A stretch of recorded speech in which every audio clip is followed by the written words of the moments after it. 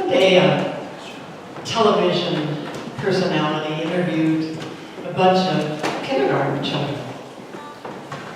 And he said to the kids, "Who can tell me what is the meaning of Easter?" I know. Okay, Susan, tell us, what is the meaning of Easter? Easter is a day when Jesus got out of this dark tomb and walked into the sunshine, and he saw his shadow when we had 6 more weeks of winter.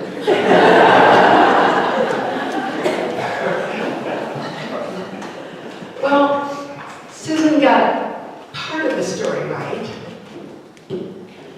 As it's written, Jesus was put in a tomb after he was crucified, and then eventually the big rock in front of it was moved away, and he walked out in the sunshine. So she got that part right. You know, in those days, a tomb was actually a cave that was carved out on the side of a hill. So that's different than the graves that we have today. Now, Jesus had predicted that he would come back to life in 3 days.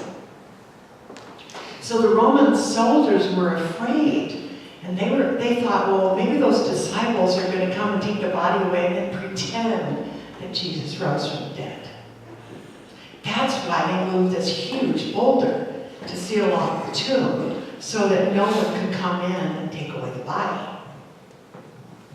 Well, it's written that Jesus did indeed remain in that tomb for 3 days and then was resurrected to life. We don't know exactly what happened. Some people believe that Jesus was actually resurrected to physical life. Other people think, well, it was a spiritual resurrection and people saw him in spirit form. We don't know what happened. We know that there was some form of transformation, that there was some movement from darkness into the light. There was some form of resurrection to a higher plane. Now, we've all had times when we felt we were in a very dark place. Maybe the loss of a job, or divorce, or health challenge, financial crisis. It felt very dark, and life felt dead at that time. And yet, even when things felt so much pain and so much darkness, there is light. There is a way for us to be transformed into a place of great joy and wholeness. The Apostle Paul wrote, "Be ye transformed by the renewing of your mind." Sounds like Ernest Holmes. Change your thinking, change your life. But sometimes you wonder, it's like, okay, when is this darkness ever going to end? When am I ever going to feel better? When is this fear going to go away? When is this pain going to stop? You can probably really understand how Jesus felt when he said, "Oh my God, why have they forsaken me?" Do you ever feel like, God's just not around? The truth is, God doesn't ever forsake you. God's always present, always available, always right here, right inside of you, with all the power and the greatness that it takes to solve your problem, to bring you back to wholeness and health and joy. The song that we often sing here, "Surely the presence of God is in this place." Surely, know this truth. When you're in a dark place, say to yourself, surely the presence of God is in this place, because it's true. God is always present. So we need to know, even in our darkest moment, God is right here, right now. God cares about you. God has an answer to any challenge. God is ready to show us the way, but we have to believe. For as you believe, so it's done unto you. We have to transform our thoughts into knowing the divine truth, that there is a power for good in others that's greater than anything we face.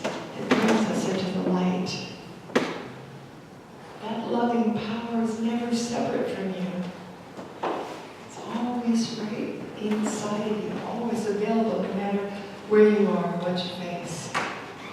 We can be transformed. We can change our thinking and then change our lives because we've changed our beliefs. We can let go of false beliefs. Those false beliefs keep our world limited, keep us in fear and pain. But when we release that, release resentments that keep us in a mental tomb of anguish, and we let go, we can be transformed. One thought at a time. We can know that we are one with the one that created us. We can be transformed.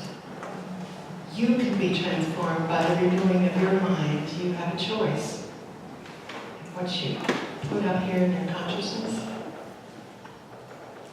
God has a wonderful plan of renewal for you. That plan is planted deep within you and is just waiting for you to say yes. Yes. Waiting for you to let go of limiting beliefs that keep you stuck in a life that's not where you want to be. Say yes to that wonderful, amazing plan that longs to emerge itself through and as you. And allow it to become a reality. Allow it to create the life that you have dreamed about living. God's plan for you is good. It's pleasing. It's perfect just for you. And all you need to do is just say yes. Yes to life. Yes to the power of God that longs to express itself as you. So on this Easter morning, I invite you to know the truth. That something magnificent longs to evolve and emerge through and as you today and every day.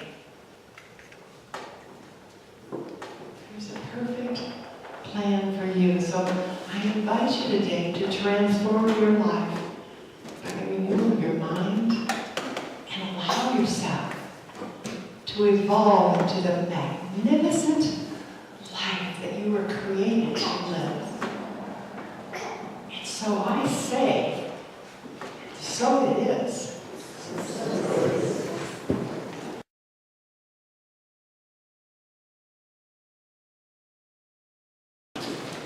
Happy Easter! Happy Easter! I'd like to begin my talk this morning with a quote from Deepak Chopra. He says this: "The symbolic language of the crucifixion is the passing of an old paradigm. Resurrection is a leap into the whole new way of thinking." Well, how do you perceive Easter today? When I think about all the Easters that I've had, oh my gosh, I remember being majorly competitive in trying to get the most eggs, more than my brothers and sisters, and being able to find the most candy. You know, the ones behind the lamps, inside the cushions, sofas. I won sometimes, but not all the time. And the chocolate bunnies. What do you think? Chocolate bunnies? How about chocolate raisins? How about chocolate anything? That sounds good to me. Well, then I sort of grew up a little bit more, and then there was the religious aspect of Easter, where a tragic story of a very intensely spiritual man reveals an unhappy ending to his life. And I had hours of Lent, Easter ritual in church on Holy Week. Hours and hours. And sometimes that whole message of Easter, of a resurrection, got lost because it was too heavy. It was a bit heavy in my mind. Well, unfortunately, those sorts of thoughts and actions in this world still are happening when it comes to religious belief and persecution of those that don't think like me. But here we are right here today, right here in Parker. How do you perceive Easter for you? I invite you to bring to mind something that you really, really want in your life. Something that is magnanimous. Something that you believe will, once you attain that, you're fulfilled. Life is the greatest that it could ever be for you. Long-awaited desire. Perhaps a grade on a test. Perhaps an entry into a school that you so desperately wanted to get into. I truly believe that the desire for self-fulfillment is natural. Excuse me. So I witnessed a 300-foot cliff down to the ocean. And in between these massive boulders was this tiny tree. It was about 3 inches tall. Perfect tree. And I was amazed. I was amazed at the courage, the strength, the commitment that this little tree had to have in order to grow there. I so wanted to just talk to it and ask it, how did you do that? And I'm sure it would have said to me, what? It's natural. It's what I do. Well, I believe there's also a desire for spiritual fulfillment. That is also natural for we humans. Think about what the master teacher, Jesus, really wanted humanity to know. Think about other spiritual leaders that have mentioned that same message over and over and over and over. That many Christians and many religions all over the world are expressing today. Love is the answer. Peace is the result. And as we know in Corinthians, where it says, we really give up some of those childish thoughts and ways. I believe we have to do that. And we look at deeper levels of what Easter means to us. Now, he had the courage to share that in his ministry. Love is the answer. Peace is the result. So how about that burning desire that you brought to mind?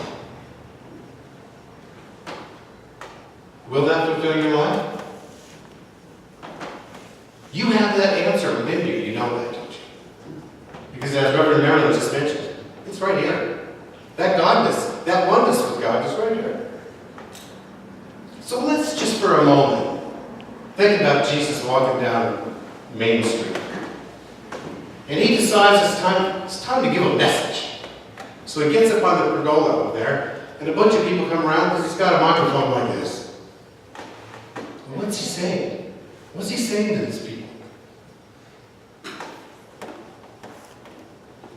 Cease looking out there for peace. It's right here. Stop waiting for something to happen that will give you the courage to grow your spiritual self and allow you the happiness that you deserve. All of that is right here within you. It's a beautiful thought, isn't it? For me, Easter this year is that awakening. It is that automatic belief about my truth. And I believe your truth as well. That we turn off the what ifs. Gone. We look deeply into our heart and know that that spiritual nature is the truth about us. We are worthy of unconditional love. Let us accept that desire that we wish to have. And know that God lives within each of us. And that this Easter season and beyond, do so with joy and love and peace in your heart. Happy Easter.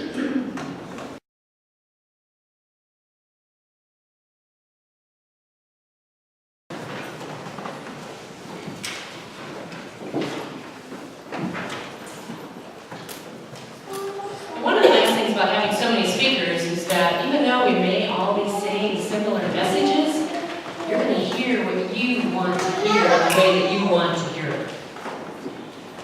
The story of Jesus rising from the tomb is an example of transformation. We all have stories about our spiritual truth, our search for it, and the changes and the growth that we went through along the way. Transformation is and has always been a possibility for us at any time, and it really never ends. It's when we wake up to what we truly are, our perfect spiritual nature, that we notice the presence of God within and all around us. We notice the oneness.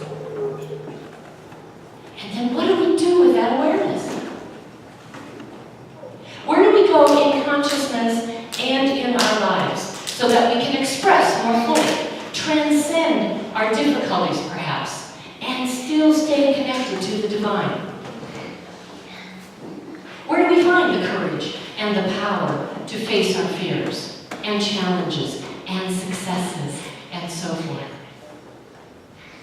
What is it we need to release for our lives to match the positive images that we create in our minds? Let's talk about power for a moment. Ernest Holmes, the founder of religious science and author of the Science Mind textbook, encouraged all his students to prove the principles of this spiritual philosophy, not just repeat all the words of wisdom that have ever been uttered. Another thing he said and taught was that there is a power in the universe for good, and we can use it. We can use it. Not some power or a portion of the power, but all power, unlimited, infinite, and almighty power. That power is God, the intelligence back of all creation. And you use that divine energy of creation with every thought, with every idea generated to figure out something, or to start something new, or overcome some challenge. The same power that keeps the planets and the stars in the sky, that moves the ocean, that lives within that tree on the side of the cliff, or the dandelion coming up through the crack of your driveway, is the same divine power that breathes you and lives within you. There is an intelligence operating through and as you at all times. And this intelligence, this energy or God power is stronger than any of us. So rather than work against it and yourself, why not learn to work with it? Work with the universal principles, such as what you focus on, your desire or intention, what you pay the most attention to through your thoughts and your actions must come into some manner of form. It has to. It's the law of creation, the law of mind. And that's what we mean when we say thoughts become things. For example, about 10 days ago, a friend of mine posted some photos on her social media page. They were photos of a desk set her sister was selling. I just happened to see it on my phone before a class, something I don't normally do. But I sent a quick message to her to see if it was still available, found out that it was, and I claimed it as mine. Now, months before I saw the posting, I had set the intention of replacing my current office furniture. But it had to be just the perfect set, perfect style, perfect price, or I wasn't interested. But when this one showed up, I knew it was exactly what I had attracted through consciousness, through awareness, and I was ready to receive it. During the next 10 days, that desk set was the key focus of my attention. However, in those 10 days, a number of things had to happen. I had already begun the process of cleaning my office to make room for additional new pieces, and then we removed the old furniture too. We often loves a void, because creating a void or a welcoming space allows for the good to come into our lives. And I want as much good in my life as I possibly can, don't you? So boxes of archived documents were packed and stacked for storage. Drawers and drawers of old unused files were shredded. Space was created both in the physical sense and in consciousness. I was ready to fill it up with something better. There was a lot of feeling going into this creative process in this new space. Next, rent a truck. Arrange for a couple of guys with muscles who are willing to come over to my house on a Saturday afternoon, the day before Easter, because I certainly couldn't do it. These were heavy pieces. I had to release any thought that my husband and I could manage to carry those pieces down the basement stairs. We needed help. And I've learned how to ask, believe, and receive. We knew the timing for everything on moving day had to be just right, too. So I focused on getting most of my work done earlier in the week to free up time on Saturday. Spirit rearranged my Saturday morning class so I got done early, and I could go with my husband to pick up the truck. Then we drove across town with a friend who had been invited over. There were so many people on the loading end of this endeavor that the guys stood around and took turns or watched. When we drove back to our house, we got there just a few minutes before 3 other men showed up to help unload the last couple pieces of really heavy furniture. And we returned the truck and got it all done in less than 4 hours. Because that's how long I rented the truck. And you know what? When it was all over, and I was sitting in my office at my new desk, talking with my tired husband, we both commented on how easy the whole experience had really been. It felt like this loving and powerful hand had just directed everything, orchestrated it all so perfectly during those 10 days. There was no stress, no concern, no one got hurt. The desk pieces all fit together, nothing was broken or damaged. People showed up like they said they would. We had fun, we laughed, and in a couple of days from now, after reorganizing all my stuff in boxes, I'll have this beautiful space in which to work and create, just like I envisioned months ago. I know with every fiber of my being that life can flow like this all the time. When we let it. When we let it. When we create a vision for ourselves, set our intention, do our part, and tap into that power within us to do the rest. We can tap into that God power within and release anything that is holding us back or locking us in some sort of limiting tomb of restricted living, or keeping us in a mental prison of our own fears and small beliefs. We can release attachment to how it's supposed to be. Release judgments and resentments.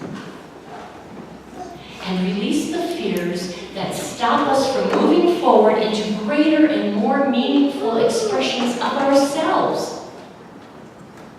I know some of you have had some amazing life experiences, even recently, using these universal principles to create more good in your life, and it keeps showing up. And for some of you, it's getting to the point that these miracle moments aren't a surprise anymore. They're an expectation. Come on, God, let's get it done. It is a partnership. So as you look at your own life right now, are there parts locked away in a dark tomb of negativity? Resentments or resistance that still need to be released? Is there anything holding you back from transcending some type of